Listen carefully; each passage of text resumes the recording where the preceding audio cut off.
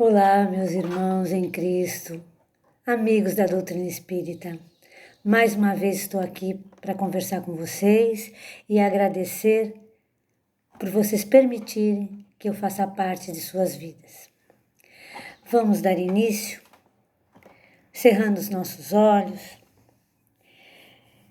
e agradecendo a Deus por mais esse dia, por mais esta oportunidade que temos de reescrever a nossa vida para termos um final mais alegre. Vamos pedir também que o Senhor Deus envie os seus espíritos benfeitores para esta casa planetária, a que chamamos Terra, para que ampare a todos os habitantes deste planeta. E que, em especial, esses espíritos amigos, socorristas, ampare os irmãos que estão em sofrimento de qualquer natureza, que ampare também aqueles irmãozinhos que estão partindo deste planeta, que eles possam alcançar o lar espiritual e aqueles irmãozinhos que ficam possam ter conforto em seus corações.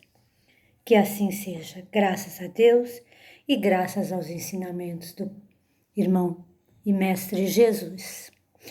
Bom, meus irmãos, hoje eu vou falar com vocês sobre o capítulo 23 do livro do Evangelho segundo o Espiritismo, que fala da estranha moral. E nós vamos falar sobre o item quem não odeia seu pai e sua mãe. Bom, eu vou ler aqui o trechinho. Diz assim, está em Lucas, capítulo 14, versículo 25, 26, 27 e 33. Lucas diz que Jesus fala assim: grandes multidões marchavam com Jesus. Ele se voltou e lhes disse: se alguém vem a mim e não odeia seu pai e sua mãe, sua mulher, seus filhos, seus irmãos e irmãs, e até sua própria vida, não pode ser meu discípulo. E quem não carrega a sua cruz e não me segue, não pode ser meu discípulo. Assim, todo aquele entre vós que não renuncia a tudo o que tem, não pode ser meu discípulo. É assustador ler isso, sendo que nos nossos estudos aprendemos que Jesus é amor, que Jesus só ensina amor. Mas logo mais aqui, no Evangelho de Mateus, no capítulo 10, no versículo 37, Mateus diz que Jesus falou assim: aquele que ama a seu pai ou a sua mãe mais do que a mim, não é digno de mim. Aquele que ama o seu filho ou a sua filha mais do que a mim, não é digno de mim. Então, nós já podemos olhar aí que existe uma conotação diferente na fala de Jesus.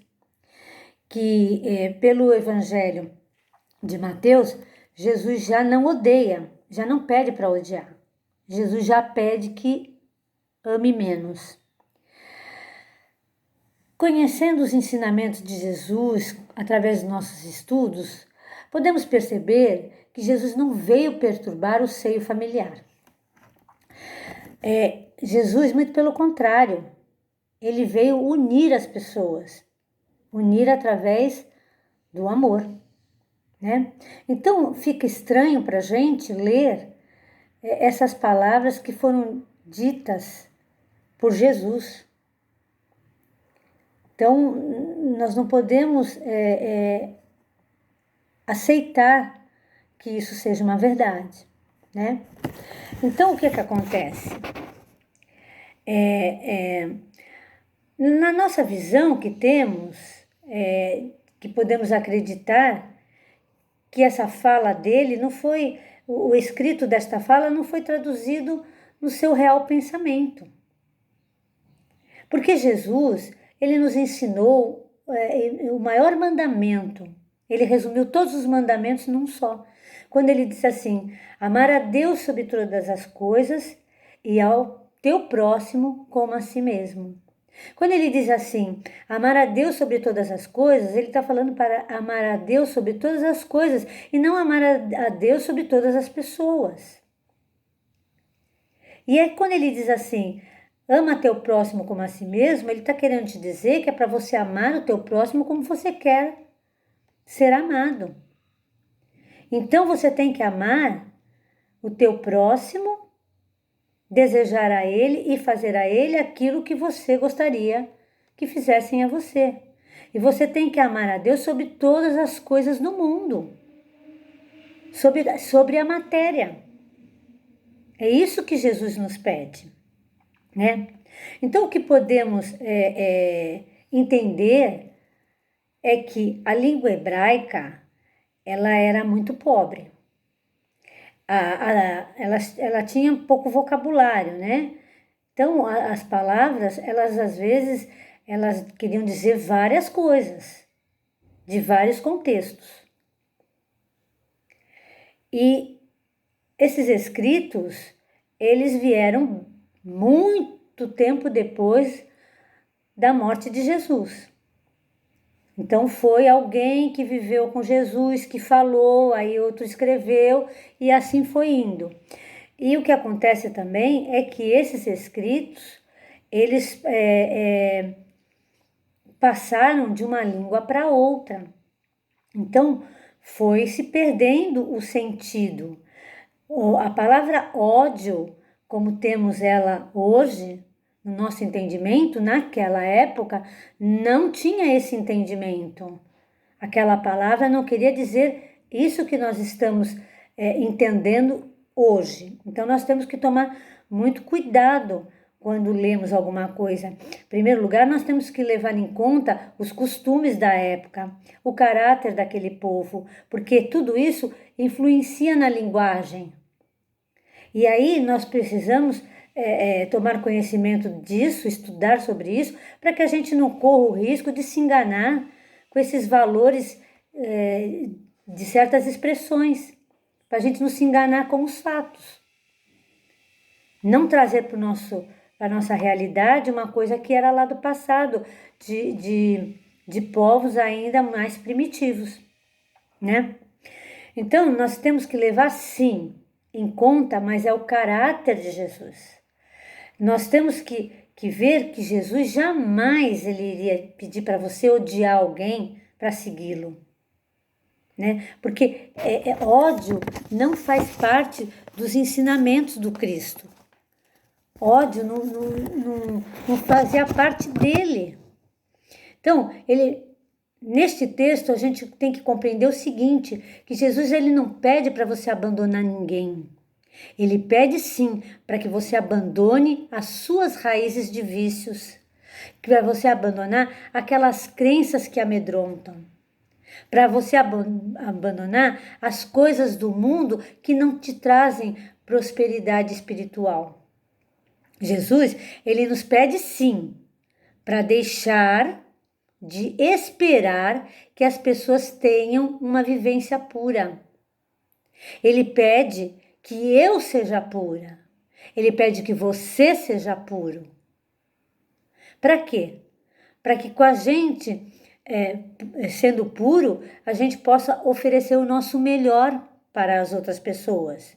Que a gente possa oferecer para os nossos entes queridos, nossos familiares, nossos amigos, o que nós temos de melhor. E assim podemos auxiliá-los. E como vamos auxiliá-los? Com o nosso bom exemplo, né? Um exemplo, uma atitude, ela vale muito mais do que palavras. Então não adianta só eu fazer um discurso maravilhoso de coisas boas, se eu, quando estou na vivência, eu não realizo essas coisas boas, eu só da boca para fora, né? Façam o que eu falo, mas não façam o que eu faço. Então não é bem isso que Jesus quer da gente. Jesus quer que a gente seja puro, como o Espírito tem que ser, né?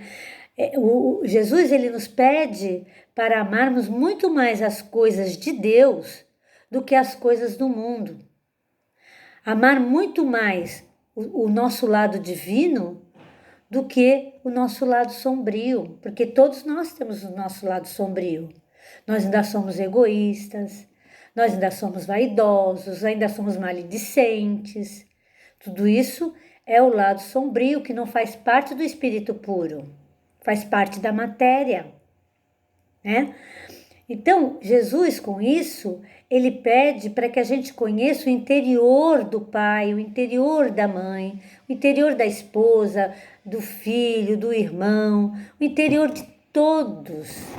É para você conhecer o interior de todas as pessoas. Agora, é muito importante que você conheça o seu interior. Principalmente, você tem que se conhecer. Para quê? Para que você possa se transformar no novo, no ser novo. Para a gente extirpar o homem velho de dentro de nós, para dar espaço ao homem novo. Então, veja Deus em você todos os dias. Veja Deus em todas as coisas. E veja Deus no outro. Sabe por quê? Porque Deus nos criou. Ele colocou a sementinha em cada um de nós. Então, se eu tenho a sementinha de Deus, a sementinha do amor, o meu irmão também tem a sementinha de Deus, a sementinha do amor. Então, eu tenho que ver Deus dentro de mim e ver Deus dentro do meu próximo. Vamos ver Deus em cada momento da nossa vida, em cada coisa, em cada pessoa. Porque tudo tem a energia de Deus.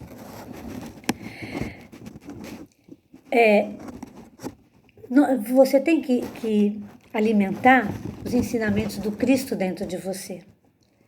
Porque os ensinamentos de Jesus, eles nos impulsionam ao bem.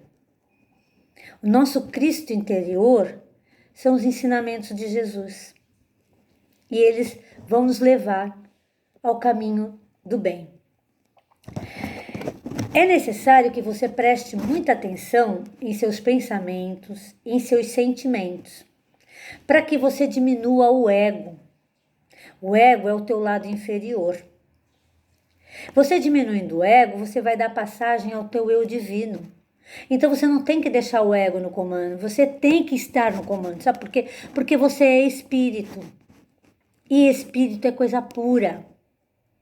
O espírito ele está se perdendo na matéria.